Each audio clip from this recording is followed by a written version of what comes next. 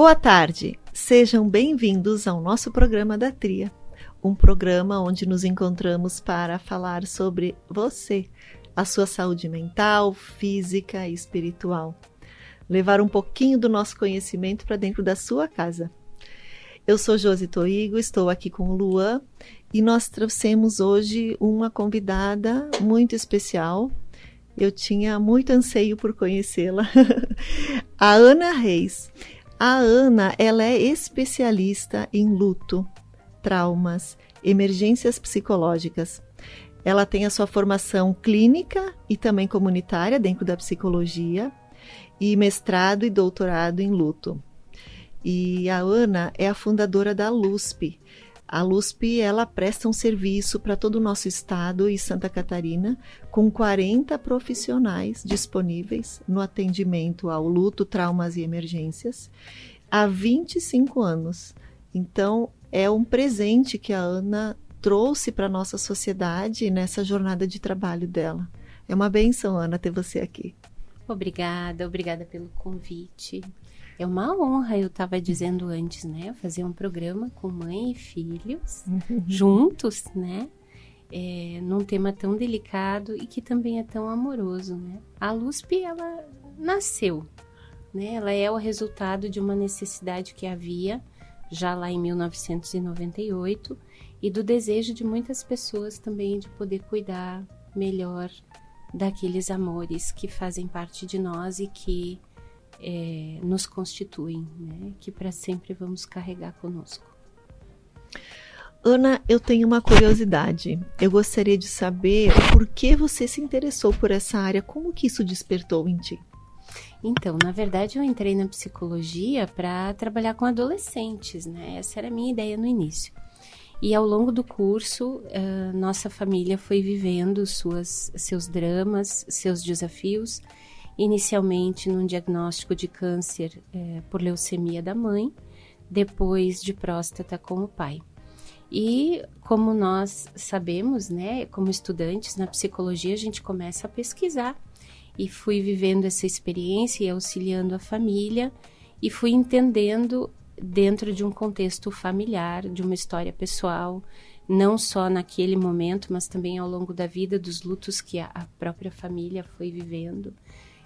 Desde a infância também, a importância desse cuidado. E quando eu ia para o estágio, então, com a nossa amada professora Siloé, né, que veio a falecer há algum tempo agora, é recente, senti muito a perda dela também, eu comentei com ela que eu gostaria de fazer um trabalho dentro de uma funerária. Em Caxias do Sul não havia ninguém que trabalhasse com luto. Havia a Kátia Gazola Viana no Hospital Pompeia, que trabalhava dentro do hospital, né? Mas, assim, alguém que pudesse trabalhar o luto especificamente em termos de reparação e restauração. E aí a professora Siloé, muito confiante de mim, mais do que eu mesma, eu disse, monte um projeto. E eu comecei a trabalhar nesse projeto em dezembro. Eu lembro, na época a gente não tinha tudo que tem hoje de internet, né? As pesquisas ainda eram em biblioteca, né?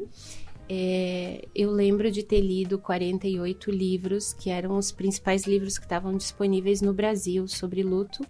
E procurei, então, uma empresa em Caxias. Na verdade, visitei duas, uma delas aceitou. E nós começamos o trabalho ali. O que aconteceu foi que com 6 meses de trabalho andando dentro do ritual fúnebre, nós tínhamos pessoas para atender, mas nós não tínhamos um lugar. E aí nasceu a LUSP. Eu sonhei com esse nome numa noite e disse, acho que esse vai ser o nome desse lugar, que vai cuidar das pessoas nesse processo de restauração. E aí, me formando, nós começamos, ainda como acadêmica, a Universidade de Caxias do Sul me convidou a levar o projeto num congresso internacional em Brasília. A professora Siloé e a professora Maria Elisa Carpena foram comigo. E lá, na apresentação da mesa sobre o trabalho dentro do suporte nos rituais, eu conheci a professora doutora Gabriela Casselato. E no final da apresentação dela e da minha, ela me abraçou, me entregou um folder e disse, menina, você tem que vir para o 4. Eu ainda, então, como estagiária, Eu li a programação do curso, era uma formação em luto e emergências. Me apaixonei pelos títulos. Cheguei na empresa onde eu fazia o estágio e disse, olha, eu trabalho para vocês gratuitamente aqui o tempo que vocês quiserem, se vocês pagarem esse curso em São Paulo para mim. E aí o diretor abraçou com as 2 mãos na época, né? O seu Velocino Formo, que já faleceu também. E ali eu comecei, então, um caminho que foi originando tudo isso que a gente já tem funcionando hoje. Como é lindo da gente ver, né, Ana, que as nossas maiores dores formam muitas vezes o nosso propósito. É ali que a gente encontra, às vezes, o nosso propósito, né? Sim, as rupturas, a quebra do mundo presumido, né? Quando a gente vive uma situação em que tudo que era tão claro, previsível, fica em xeque, né? A gente, nessa ruptura, se obriga, somos jogados a uma experiência de caos que amplia a nossa consciência. Eu não gosto muito daquela frase que às vezes a gente ouve no senso comum de que a gente teria que sofrer para aprender algo na vida, né? Eu acho que ela é uma frase sentencialista demais. Mas é verdade que aquilo que a gente descobre na dor, na alegria, não vamos tão fundo. E cabe também a cada um de nós, quando atravessa as suas dificuldades, decidir que destino dá, né? Que direção dá para isso. E claro, conta muito a nossa cultura, o reconhecimento do suporte, né? Uma gramática de legitimação da dor que nos ofereça amparo, né? Então, essas experiências de ruptura, elas são muito transformadoras na vida da gente. E, claro, os melhores de nós, né, aqueles que entendem com profundidade e com a mesma dor o valor da vida e do amor, eles não vão trair a vida, né? Porque quando a gente abre mão da vida, a gente também está abrindo mão de todo mundo que investiu na gente, né? De todo mundo que nos ama. Então, nós sofremos muito para conseguir continuar caminhando. E essa é uma virtude transcendental, né? Do ponto de vista espiritual, atravessa o antropológico. Eu digo sempre que é uma verticalidade. Existe uma diferença entre Cronos e Kairos, né? A gente experimentar o tempo de Cronos, ontem, hoje, amanhã, esse chicotinho que anda correndo atrás de nós e dizendo rápido, tem várias coisas para fazer, né? É uma horizontalidade. Mas Kairos, a qualidade daquilo que a gente vive a partir do que a gente experimenta, é um outro critério, um outro paradigma, que é o da espiritualidade. Momentos de caos, momentos de dor profunda, são momentos onde a eternidade atravessa o tempo. Kairos atravessa Cronos. E aí a gente enxerga coisas que não via antes. Sim, é muito interessante tudo isso. E eu queria te fazer uma pergunta, Ana. Assim, como é que tu vê a morte? Tu lida bastante com isso, então como é que tu vê a morte? Eu passei por diferentes etapas, sabe? Eu lembro que quando eu comecei, eu era uma jovem que andava de carro sem o cinto, nem sempre usava o cinto de segurança, andando de noite, às vezes, com os vidros das janelas abertas. E quando eu comecei a atender, escutar as pessoas no ritual fúnebre, eu lembro que num período de 3 meses, eu já era alguém que fechava os vidros, trancava as portas e usava o cinto de segurança. Lembro de trabalhar muito isso na minha análise, assim, do quanto a morte, trabalhar com as perdas, né, com a dor, estava fazendo com que eu enxergasse a vida de uma outra forma. E nesse período foi profundamente intenso e transformador, doloroso para mim, exigiu muitos cuidados, um período em que eu lembro que a gente, como psicólogo, faz análise 2 vezes por semana, né? Eu fazia de 4 a 5 vezes por semana para conseguir assimilar e entender essa enorme transposição de tudo que era previsível e como eu imaginava que a vida poderia ser, embora eu tivesse passado por muitas perdas na minha história também. Depois, eu passei por uma outra etapa em que a morte já não era mais tão assustadora, ela continuava sendo dolorosa, mas ela trazia um convite para fidelidade interna, para ser de verdade quem a gente é do nosso lado de fora, né? Não só do lado de dentro. Eu comecei a reconhecer as pessoas que eram mais inteiras, as pessoas que ofereciam realmente de si. E aí a morte passou a ser uma espécie de professora que valorizava a vida e que me fez reconhecer e aproveitar muito melhor cada sorriso, cada história contada, cada abraço recebido.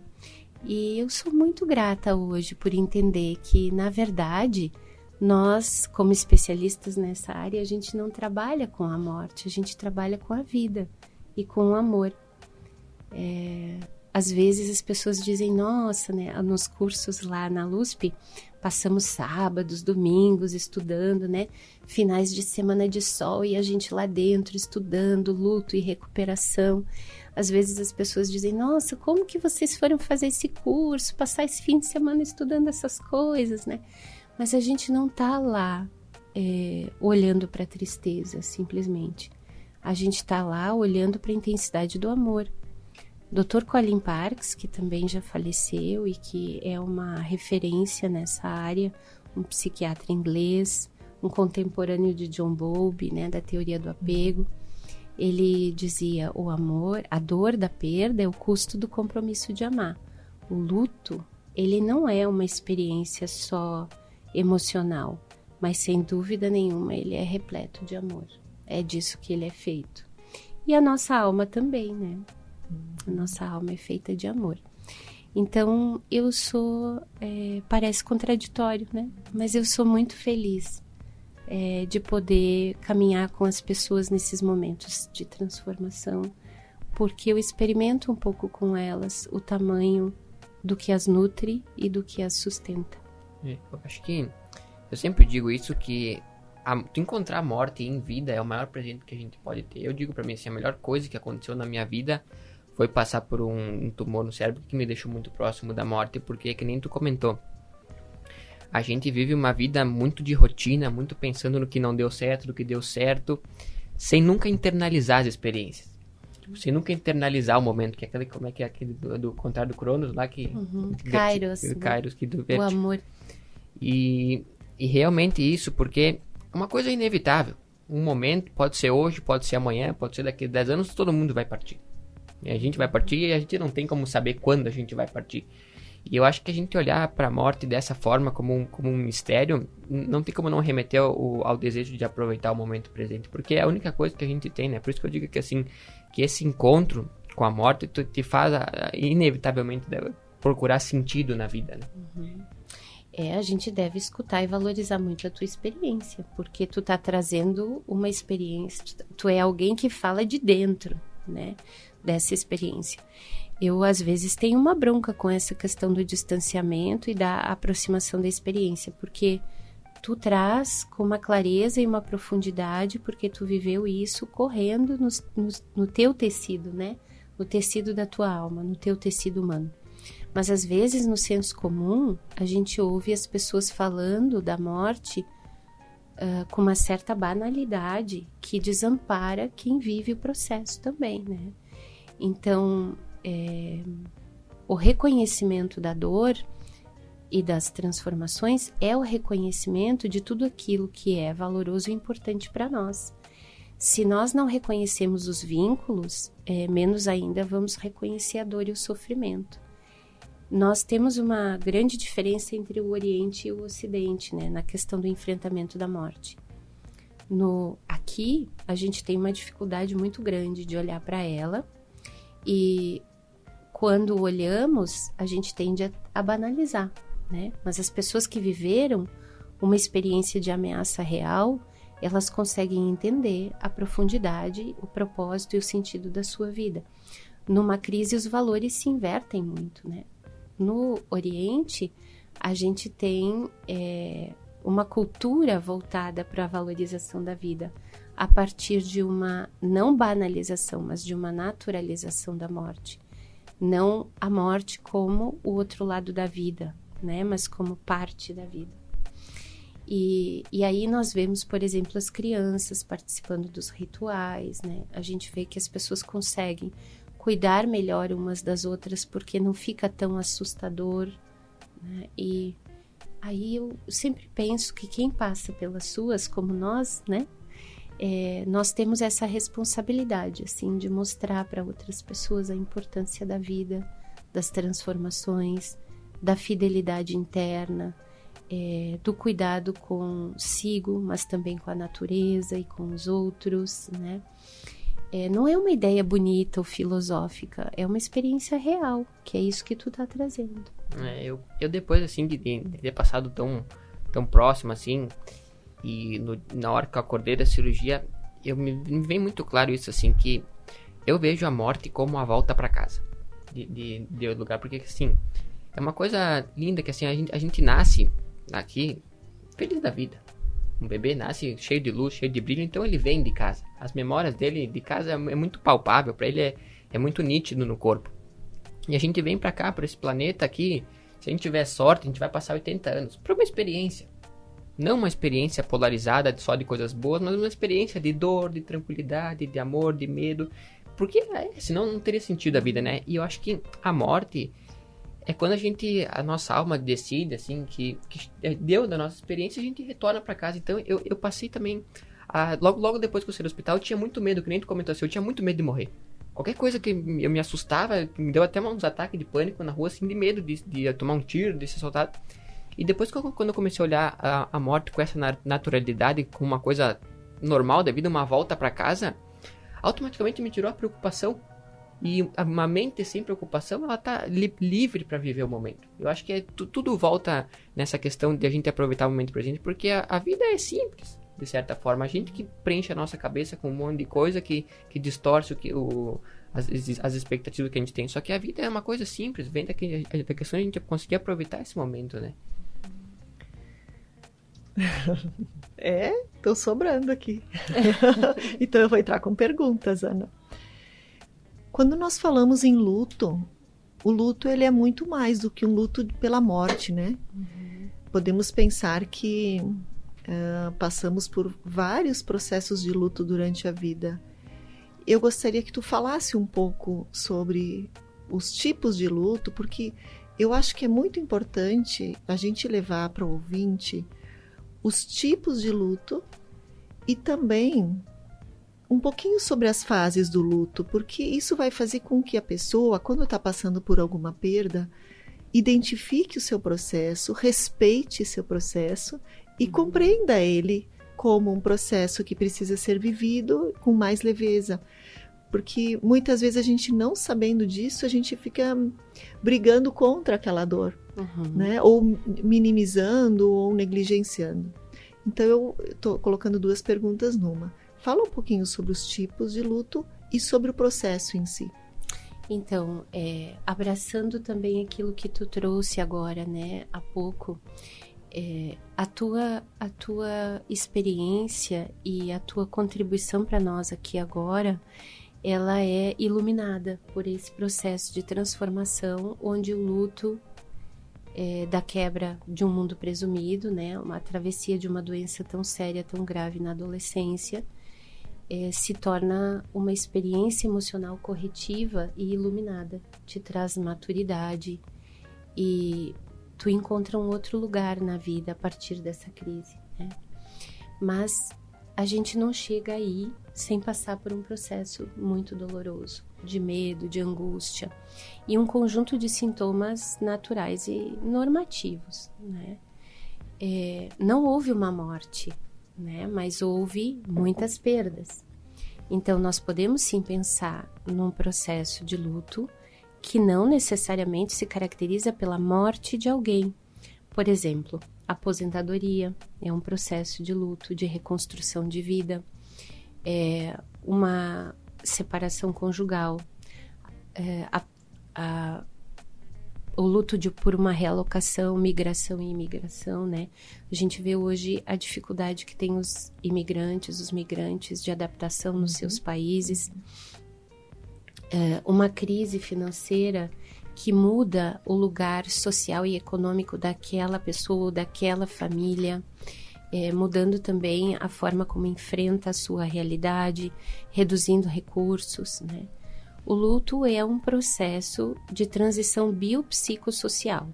Todas as grandes mudanças que geram transições em nós, que geram articulações, né, completamente diferenciadas do que nós estávamos acostumados. No nosso biológico, no nosso psicológico e no nosso social, podem ser definidas como um processo de luto, né? O que é normativo e esperado viver? Onde existem perdas, e mesmo as perdas simbólicas, por exemplo, a perda de uma figura que a gente ama muito, que a gente idealiza. Eu lembro, por exemplo, quando Ayrton Senna morreu, né? A comoção do nosso país todo em função da morte desse menino que a gente amava tanto. Outras pessoas também, né, que a gente perde, situações políticas também que agravam a nossa condição no país, situações que geram trauma vão trazer um transtorno de ajustamento e adaptação. Esse transtorno vai trazer um conjunto de sinais, sintomas. Hoje a gente já nem fala mais de fases ou etapas, nós falamos mais de um movimento duplo, dual, né? De uma parte de nós cuidar da dor, da tristeza, das dificuldades impostas pelo processo, e um outro movimento que é uma parte de nós que vai tentando enfrentar e reconstruir a vida como um todo. Dentro desse conjunto de sintomas, a gente tem a concepção de que no luto, por exemplo, nenhum outro fenômeno alcança as 5 dimensões humanas como o luto alcança. Porque ele vai trazer sintomas cognitivos, déficit de atenção, concentração e memória. Ele vai trazer sintomas neurofisiológicos, acionando o sistema de resposta ao estresse, luta, fuga, dissociação. Ele vai trazer sintomas do ponto de vista social, isolamento, às vezes dificuldades de retornar ao trabalho, seguir trabalhando, dificuldades de poder estar trabalhando nos convívios, né, com os colegas, trocando com os colegas ou mesmo com os familiares, dificuldades emocionais, que não é só o choro, porque tem os mitos do luto também, né, que a gente poderia explorar aqui. Antigamente se dizia que a pessoa enlutada era aquela que chorava, né? Hoje a gente sabe que não são as lágrimas que dão medidas ao processo de luto. Nós podemos viver um luto no silêncio, completamente impedidos de compartilhar o que sentimos com outras pessoas, e isso é preocupante. Todos esses sintomas, eles são previstos, dependendo da circunstância e como o processo de mudança acontece, em torno de 2 anos. Mas se a gente fosse falar, por exemplo, da morte de um filho, a gente pensaria muito mais do que 2 anos. E há toda uma questão hoje na ciência, né? Pesquisadores se perguntam, o luto termina? O luto pela morte de alguém que nós amamos muito, por exemplo, será que ele termina? E na verdade a gente enxerga na prática que não. A gente aprende a viver num mundo onde essa pessoa não está, ok, nos adaptamos, vamos viver um céu de distância, né? De saudade, mas se a gente lembrar, nós vamos sentir de novo. Nas perdas simbólicas, nas perdas do ciclo vital, a gente poderia também pensar aí, né, os pequenos lutos que vão nos preparando para os grandes lutos. Por exemplo, a entrada na escola, a saída da adolescência, da infância e a entrada na adolescência, a saída da adolescência para a vida adulta, né, que envolve um monte de responsabilidades. O casamento, né? Todo mundo se encanta com a festa de casamento, o vestido, os convidados e etc. Mas como é pôr a escova de dente no mesmo potinho da outra escova de dente e aprender a viver a 2, né? Todos esses processos exigem cuidados conosco. Quando que a gente pode pensar a necessidade de buscar um auxílio? Quando, vivendo um processo de mudança grande, nós sentimos que pelo menos uma área da nossa existência fica bloqueada. Por exemplo, não consigo mais trabalhar, ou não consigo dormir, ou não tenho me alimentado bem. Então ali é o momento de buscar uma ajuda. Não necessariamente técnica, mas uma ajuda confiável efetiva e afetiva para nós. Quando eu posso considerar um luto mais patológico? Um luto complicado. Atualmente a gente trabalha mais com o termo complicado do que patológico, porque o termo patológico representava uma doença, né? E o luto não é uma doença. Mesmo quando ele se complica, é porque houveram fatores obstacularizadores, né? Então a gente vai avaliar duas coisas. Primeiro, a intensidade do sintoma, o custo que esses sintomas têm para essas pessoas, né? E o segundo, o quanto esses sintomas se arrastam criando um bloqueio. Então, trazendo um exemplo, uma mãe que perde um bebê, ela pode ficar durante o primeiro ano todo sem trabalhar, com dificuldades de voltar à sua rotina, ou talvez até levando a mamadeira para o cemitério onde o bebê foi sepultado, todas as tardes, às 4 horas da tarde. E isso não necessariamente é um luto complicado, porque ela está processando essa enorme mudança ainda. Pode ser que ao longo de 4 anos ela tenha voltado a trabalhar, mas eventualmente ainda visite o cemitério e ainda precise levar aquela mamadeirinha de leite que ela costumava dar para o seu bebê. Se tudo na vida dela está funcionando bem, isso também não é uma característica de um luto complicado. Então, quando é que a gente pensa um luto complicado? Quando a vida se tornou impossível em algum aspecto. Essa é uma questão muito interessante, assim. Às vezes a gente recebe perguntas no trabalho, né, de suporte, dizendo, a mãe ainda põe o prato do pai na mesa. Ele faleceu há 10 anos, mas no domingo ela deixa a cadeira lá dele e põe o prato dele na mesa. Isso é sinal de luto complicado?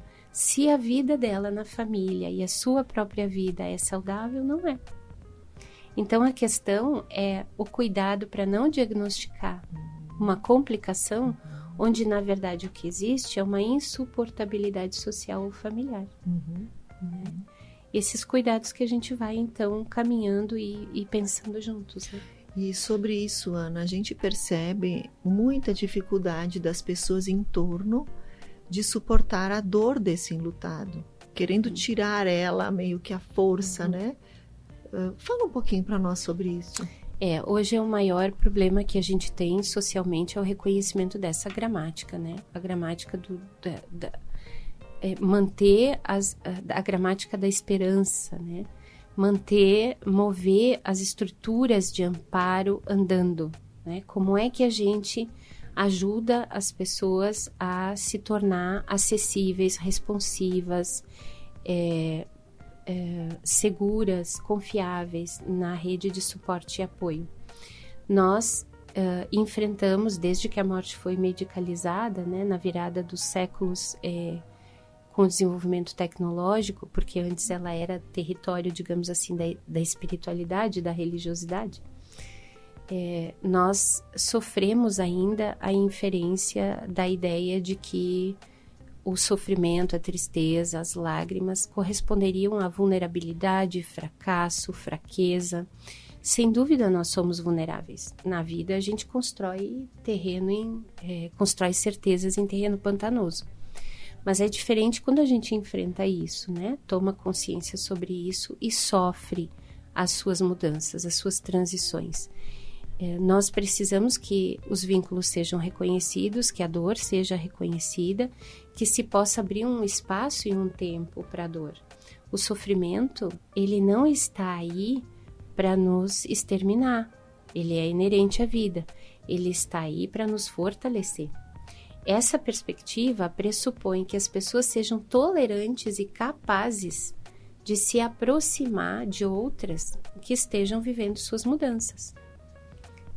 O Dr. Colin Parkes tem uma expressão que eu gosto muito, ele diz assim, a diferença entre cuidar e ser cuidado está na cadeira onde a gente senta, né? A gente vira a esquina e o desastre pode ser nosso. Então, como nós estamos nos desumanizando para o cuidado com o sofrimento, também corresponde à qualidade de vida, à qualidade dos vínculos. quantos de nós hoje estão topando o custo de uma aproximação maior, afetiva, para manter um vínculo, ou estabelecendo relações que são commodities, né? Estão ali utilitaristas, como um contrato, preciso de você agora, então a gente se dá bem, a partir do momento que eu não preciso mais, eu me afasto. Quanto mais fragmentadas são as relações, mais difícil a escuta do sofrimento. O resgate dos vínculos é, portanto, a prevenção e a pós-venção nos processos de luto. Criar estruturas comunitárias que sejam capazes de dar suporte às pessoas é o nosso grande desafio nas ciências hoje. Da espiritualidade também. Ana, escutando assim, me veio uma pergunta profunda assim, por que será que a gente sofre tanto pela perda? Porque assim, ó, se a gente for olhar pra vida com um pouco mais de afastamento, desde o dia que a gente nasce e até o dia que a gente morre, a gente só perde tudo. Tudo. A gente nunca tem nada, e nunca vai ter nada, e nunca ganhou nada. A gente perde tudo do dia que nasce ao dia que morre. E uma coisa assim, eu sei que muitas vezes as pessoas quando perdem alguém que muito próximas, é um sofrimento inevitável. Só que assim, ó, o quanto a gente não se valoriza em vida também. Porque assim, ó, às vezes morre uma mãe. Quanto tempo fazia que tu não falava eu te amo pra tua mãe? Quanto tempo fazia? Eu acho que quando a pessoa morre, as pessoas se dão conta daquilo que é essencial na vida. Eu acho que o sofrimento também vem disso, muitas vezes. Não é nem só pela saudade da pessoa amada, mas pela reflexão, assim, até pelo arrependimento ou culpa, assim. Eu digo isso por quê? Porque quando eu tava lá pra morrer, eu me arrependia muito das coisas que eu não tinha feito. Não me arrependia nada do que eu tinha feito, mas muito do que eu não tinha feito. Eu acho que é também, sei lá, tu perde uma mãe, a tua mãe tava brigado com ela antes de morrer. Acho que aí o luto piora ainda mais, porque vem a coisa da culpa internamente também, né? Como é que tu vê tudo isso? Sim. Bom, a primeira pergunta, né? Por que a gente sofre tanto?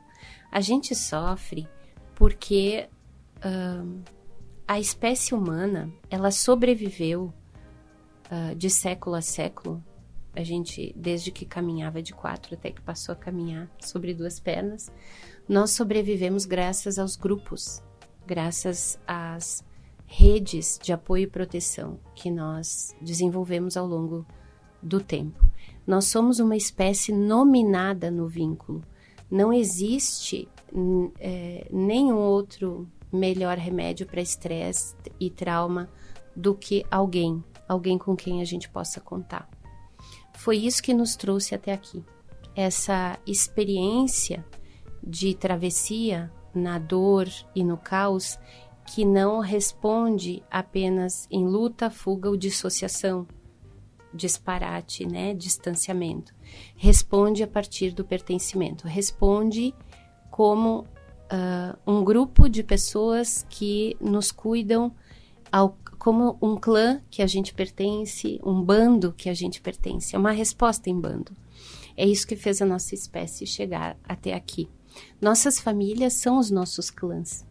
E isso não é determinado por nós psicologicamente. Quem dera. Isso é determinado por nós biologicamente, neurobiologicamente. Nós temos um instinto de busca de segurança e proteção, que é um instinto de vinculação. Se um pedaço do telhado caísse aqui no meio da entrevista, a primeira coisa que tu ia fazer era olhar para a mãe. E a primeira coisa que a mãe ia fazer era tentar te tirar da sala. E isso não ia ser pensado por nós. Isso ia ser próprio do nosso sistema de resposta ao estresse ativado. Essa busca de segurança, aproximação e pertencimento e vinculação, ela dirige o ser humano para as relações, obrigatoriamente. É um instinto como fome ou sede ou sono. E uma vez que nós estejamos dirigidos a uma relação, haverá alguém que cuida de nós desde que a gente nasce, depois alguém que a gente namora, um amigo, um professor e por aí vai, que vai construindo nessa relação a nossa rede neural. Então a gente tem redes regulatórias centrais que são reguladas e mediadas pelas relações com as pessoas. Nós podemos acordar muito de bom humor de manhã, mas se a gente encontrar alguém no café da manhã de mau humor, isso vai nos afetar. E as nossas redes neurais vão responder a isso. E talvez a gente tenha perdido um pouco do nosso bom humor, né? Que tinha antes de dar bom dia para aquela pessoa. O ambiente constrói a forma como o nosso cérebro responde ao ambiente. E isso constrói muito de nós. A forma como nós somos amados é a forma como nós vamos amar. Claro que experiências emocionais corretivas ao longo da vida vão acontecendo e a gente vai tendo a chance de aprimorar. Então, quando nós perdemos alguém que amamos, nós não perdemos só gratificações. Nós perdemos parte de nós no olhar do outro para conosco, nós perdemos a energia que a gente recebia do outro, nós perdemos aquilo que se refletia no olhar do outro que era nosso, e nós perdemos parte de nós que nós investíamos no outro. O processo de luto é essa filtragem, esse tempo que a gente leva para ir trazendo de volta o que foi perdido para dentro, como uma espécie de nutrição, mas que só acontece a partir da dor. A dor da perda é o que permite que eu consiga não depender de alguém que me abraça aqui fora, mas ficar completamente vinculado a alguém que eu carrego dentro de mim. O cuidado não é um atributo humano, o cuidado é o que nos constitui. Se não existe o cuidado, não existe o ser humano. E o amor é o que nos torna ser. O luto é uma resposta do amor. Uma vez amado, para sempre amado. Não precisa de reforço para continuar sendo amado. Se não há cuidado e não há luto, não há ser humano e não há alguém com identidade. A nossa identidade é construída nessas relações. Então, o luto é o processo mais belo que existe do ponto de vista da constituição humana, porque ele faz a gente reconhecer tudo o que somos, não apenas pelo que a gente construiu de uma forma individualista, mas todos aqueles que investiram em nós. Por exemplo, se vocês estão gostando do nosso bate-papo, vocês não estão reconhecendo aqui a Ana. Não é só a Ana. É todo mundo que amou a Ana, é todo mundo com quem a Ana trabalhou, é tudo que a Ana aprendeu com as pessoas, é a história de vida de tantas pessoas concentradas nessa experiência de sentir a vida. Então, a gente não deveria brigar com a nossa dor, né? A gente deveria valorizar. Significa que nós somos virtuosos, grandes e profundos o suficiente para experimentar a vida como ela é. Não da maneira mais perfeita, né? Mas exatamente como ela é. Isso é interessante o que tu fala, porque tem uma distorção nisso até, que as pessoas falam que a pessoa forte é aquela que consegue passar por cima da dor e deixá-la de lado, só que a força vem justamente de tu sentir ela, de tu olhar para uma tristeza e tu sentir ela. Eu acho que como tudo na vida nos força a olhar para dentro da gente e recuperar o poder divino que nós temos como um espírito livre. Conforme a gente entra em contato com uma perda, não sei se é a perda de alguém, mas a perda de um sonho que tu não pode mais realizar, projeto, perda de uma saúde, a perda de alguma coisa assim, e a gente não tem opção a não ser enfrentar isso, eu acho que isso é um momento libertador. Por isso que eu acho que a dor, por mais que ela seja doída, ela é um presente, porque é a única coisa que te consegue deixar livre de novo, de te levar de volta para casa na tua liberdade. Porque senão, não, quando a vida tá tudo bem, tá tudo indo, a gente não para refletir. A gente vai vivendo. Só que quando tem uma coisa que realmente nos traumatiza ou nos faz parar, e a gente tem que lidar com esse luto, com essa coisa, é o único momento que a gente cresce. Porque eu digo assim, eu depois que passei por isso tudo, eu deprimi de uma maneira muito forte. Muito depressão, porque o que é esperado. Porque eu perdi aquilo que era conhecido pra mim. Eu tinha um sonho na minha cabeça de jogar bola e aquele sonho foi por água abaixo, eu não sabia mais o que fazer da vida. E eu acho que sempre quando a gente se dá de cara com aquilo que a gente não conhece, entra muito forte o medo. Meu propósito da minha vida é levar essa parte da fonte da vida, do amor, ou da fé, de Deus, em que seja, porque a única coisa que nos faz a gente viver uma vida leve é encarar o desconhecido com fé. Não ter medo do desconhecido. Porque a gente, de alguma forma, acredita que a vida é ruim. A gente sempre espera o pior de tudo, né? A gente, quando perde alguma coisa, a gente sempre espera que nunca vai vir uma coisa melhor. A gente sempre negativa tudo. E eu acho que essa experiência toda que eu tive me fez a ver que o desconhecido não é algo ruim. Que encarar o desconhecido é o que faz a gente se sentir vivo de verdade, é o que dá sentido pra vida. Porque uma criança, olha como é que é um exemplo lindo. Quando ela nasce, tudo pra ela é desconhecido. E é o momento mais feliz das nossas vidas. Foi o momento mais leve que a gente teve na vida, porque a gente não se preocupava com o pior. Só que conforme a gente cresce, a gente é ensinado a temer a tudo ter preocupado com o pior. E olha que legal, que o contrário do medo não é a coragem. O contrário do medo é o amor. Porque o amor te dá segurança e liberdade. O que a gente precisa mais do que segurança e liberdade para se desenvolver sendo quem a gente é? Eu acho que tudo na vida que vem de sofrimento, de perda, de dor, nos traz para refletir sobre isso. Por isso que eu acho que encarar isso de frente, não fugir do sofrimento, não fugir da dor, não fugir do desespero, é a maior coragem que a gente pode ter. Eu me sinto honrada ouvindo vocês aqui, né? Honrada. Meu Deus, quanto crescimento, né? Tem uma alma antiga já aí dentro, bem né? velha. Uma alma velha aí dentro já. Velha no melhor sentido. Tem uma distorção muito grande hoje em relação ao sofrimento. Às vezes eu percebo as pessoas falando e muitas entendem que o equilíbrio emocional é a apatia, é o não sentir. E eu queria te perguntar, nesses 25 mais anos de trajetória lidando com ele, se você percebe mudanças na percepção sobre o sofrimento durante esses anos. Houve mudança e como tu vê isso hoje? Como a sociedade está lidando com o sofrimento ou conceituando ou percebendo ele?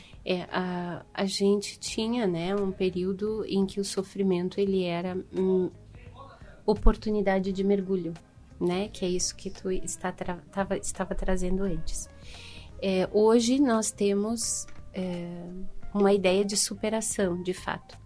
A maneira como a gente olha para aquilo que vive determina muito a forma como a gente vai enfrentar. Na atualidade, a gente ainda tem muito essa ideia da superação que pressupõe passar por cima da dor. Né? Não senti-la. Não é uma travessia por dentro. Nos cursos no Instituto LUSP a gente diz, né, que forma guardiões de travessia. Os guardiões de travessia são aqueles que deixam as portas e as janelas abertas enquanto caminham em conjunto, né, com as pessoas que passam pelas dificuldades. Ou seja, é por dentro.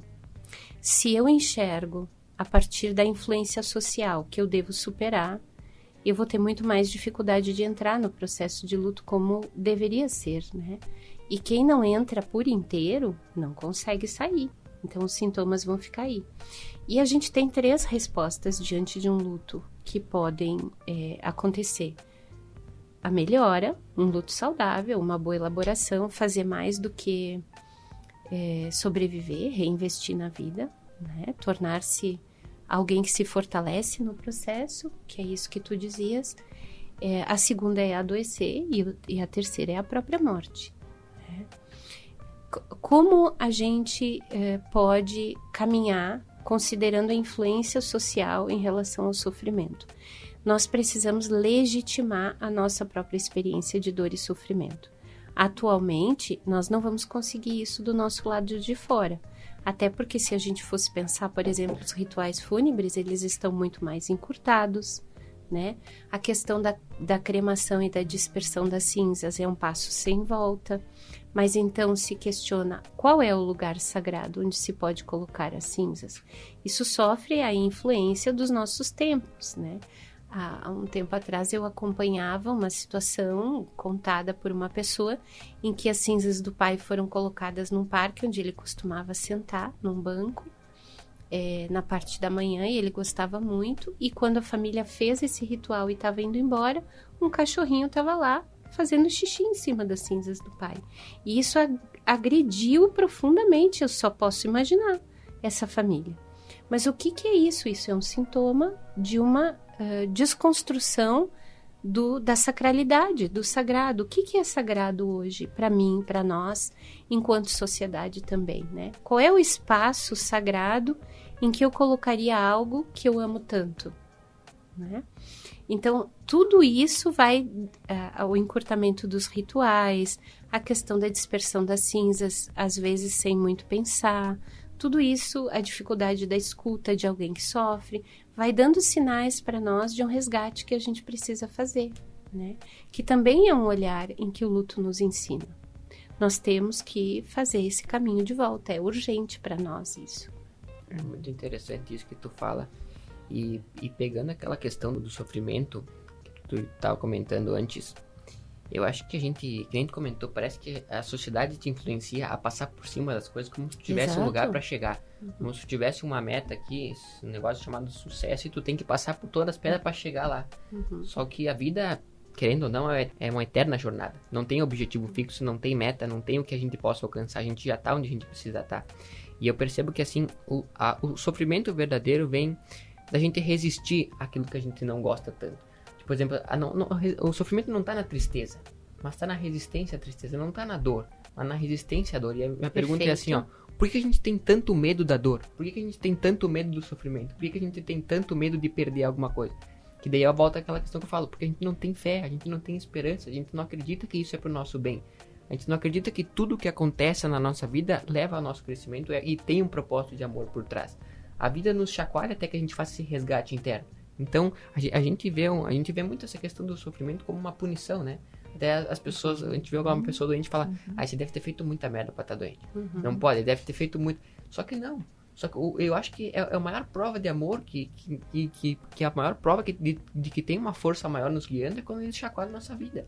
É quando eles bagunçam e falam, ei, não é por esse caminho, dá uma olhada. E quanto mais a gente teimar em olhar pra isso, mais a gente vai sofrer. Mais a gente vai ser chacoalhado até que a gente volte pro simples. E aí a gente volta pra pergunta que tu trouxeste, né, Josi? Por que nós estamos intolerantes ao sofrimento? Porque nós estamos vivendo uma sociedade com muitos prazeres, com muitas facilitações. Antigamente, se a gente precisasse tomar água, tinha que buscar no poço, né? Hoje, as facilitações, elas instruem o nosso sistema nervoso central e o nosso jeito de ser e de viver para uma vida onde o prazer deve ser alcançado no seu máximo. Eu conversava com uma jovem que vinha de uma família com muitos recursos e com 4 anos e meio ela já tinha ido para Disney e ela estava fazendo 15 anos.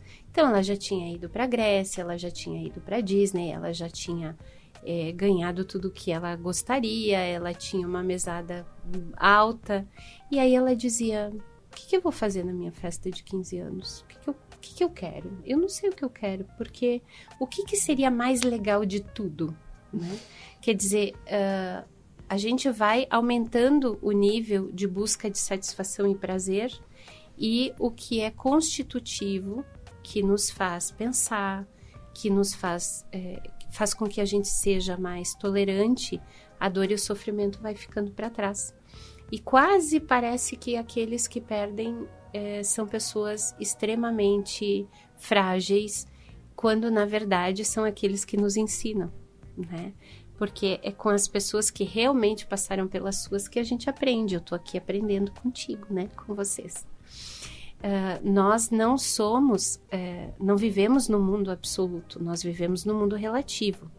Quando a gente pensa que o sofrimento é inerente à vida e que nesse mundo nós sofremos o mal que não cometemos, a gente está dentro de uma concepção muito do princípio da realidade, que é o mar tem ondas que vão e vêm, existe o dia e a noite, nosso coração para funcionar é sístole, diástole, o diafragma expande, inspiração e expiração, primavera, verão, outono e inverno, né? Nós somos constituídos na relatividade. Se nós negamos o sofrimento, nós negamos uma parte de nós. E quando ele acontece, então, a gente vai tentar passar uma borracha, né? Que é essa superação. Só que a gente esquece que tentando apagar, a gente apaga um pedaço de nós mesmos. E aí nós temos, na aceleração, os transtornos de ansiedade generalizada e na tentativa de sair rápido daquilo que me faz sofrer, os quadros de esvaziamento, empobrecimento, falta de propósito, a baixa energia. Talvez até a gente possa pensar aqui as questões associadas à depressão, né? Então, nós precisamos nos tornar mais próximos, mais tolerantes, capazes de satisfação. No automático, a gente nunca está satisfeito. A gente está sempre pensando mais. A gente pode acabar esse bate-papo com uma mentalidade assim, e o que mais a gente podia ter conversado, né? Quando é o contrário que nós temos que nutrir em nós, sair do automático e dizer, puxa, que legal, foi super bacana, eu aprendi um monte e serviu para mim para isso e aquilo, né? Então, resgatar essa capacidade de presentificação. Nesse sentido, a cruz, a luto e fé, por exemplo, ela é fundamental. A espiritualidade é fundamental na travessia das nossas catástrofes. Eu acho muito interessante tudo isso que tu falou, e só pegando um gancho, é que a gente tem a tendência de querer polarizar as coisas como bom ou mal, né? Tipo, sim. de polarizar tudo e evitar o mal a qualquer custo. Só que a gente tem que entender uma coisa, que dentro de nós, independente da idade que a gente tenha, a gente tem uma criança dentro de nós, que não entende o que é bom, o que é mal, que não entende o que é bom ou ruim pra ela, só que ela precisa sentir. A criança, ela quer sentir as coisas e ela precisa de acolhimento. Então, até que a gente não olha pra isso e a gente se acolhe, e a gente se valoriza o nosso sofrimento, valoriza a nossa dor, legitima isso e vive isso com coragem, sem querer resistir, sem querer passar isso pro lado, mas vive aí no momento presente. Eu tô triste, tá, beleza, tô aqui, não vou fugir disso. Aquilo se torna de uma maneira mais leve, porque que nem tu comentou, essa vida de prazer ali, ela é muito limitada, porque assim, tu vai comprar um negócio novo hoje, amanhã tu vai querer o melhor. Tu vai comer uma comida boa hoje, amanhã tu vai querer a melhor. E isso vai perdendo sentido, vai ficando vazio. Sempre que a gente for buscar fora por esse sentido de vida, por esse preenchimento, a gente vai querer mais do mesmo. Olha o que a gente tem hoje em dia. Os filmes, todos iguais. Tudo gira na mesma coisa, só que e não tem fim, não faz sentido. Isso vai deixando cada vez a gente mais vazio, né? Até que a gente não internaliza tudo na vida tem que ser internalizado, eu acho, né? Sim. Estamos vencendo a hora. Tava tão bom o nosso bate-papo, né? Tomara que o pessoal que está nos ouvindo, nos acompanhando, também tenha gostado. Ana, uma última mensagem. Nós estamos tão pertinho de finados, né? Eu acho que a coisa mais bela, assim, que eu pude descobrir junto com as pessoas associada à questão de luto e fé é a ideia de que no amor a eternidade atravessa o tempo para nos encontrar. Se nós pudéssemos cultivar o amor cada vez mais e sempre, nós vamos ver que nós todos somos eternos, né? Que não existe a possibilidade de não estarmos de algum modo conectados. O amor é como um grande elástico que atravessa as dimensões e que permite uma comunhão, que permite uma intercessão, que permite que a gente se sinta vivo com aquele que nós amamos, mas que também permite que a gente mantenha vivos todos aqueles que nós amamos. Então, essa seria a minha mensagem, né? De que a gente compreenda que não é o autoritarismo que traz respostas para nós, né? É a democracia, é a ternura que nos salva. Muito obrigada, Ana. Muito obrigado. Achei lindo. Vocês dois fizeram um programa maravilhoso.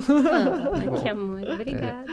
Pessoal, para quem não conseguiu acompanhar nosso programa, chegou na metade aí e quiser acompanhar ele inteirinho, vão no Instagram, escreve Tria na Rede, e no link da biografia do nosso Instagram tem um perfil com o logo azul, tem os links que vão direto pro canal do Spotify e do YouTube. Daí vai ter esse programa e todos os outros lá. Aí quem quiser acompanhar a Ana nas redes sociais, os projetos dela, eu vou botar todos os links e os arrobas dela aqui na descrição também. Se quiser falar pro pessoal aqui o teu Instagram, não sei se... A gente tem então o Instituto LUSP, né? Instituto de Psicologia LUSP. Podem acompanhar pelo Instagram. A LUSP tem um canal de atendimento gratuito, né? Para as famílias que têm limitações econômicas. Também atende aos planos. Mas, de um modo especial, gostaria de deixar aqui o convite aberto para todos os grupos de apoio ao luto que a LUSP tem. São todos online, gratuitos. Existem pessoas do Brasil todo sendo atendidas, mas principalmente compartilhando experiências de amor, de recuperação e de reconstrução da vida. Então, o telefone da LUSP é 54 3028 0015. Se vocês souberem de alguém que precisa de um amparo, uma ancoragem, a gente está aí para isso. Muito obrigado. Obrigada, Ana. Um beijo para vocês. Um abraço ensolarado para todos. Até mais.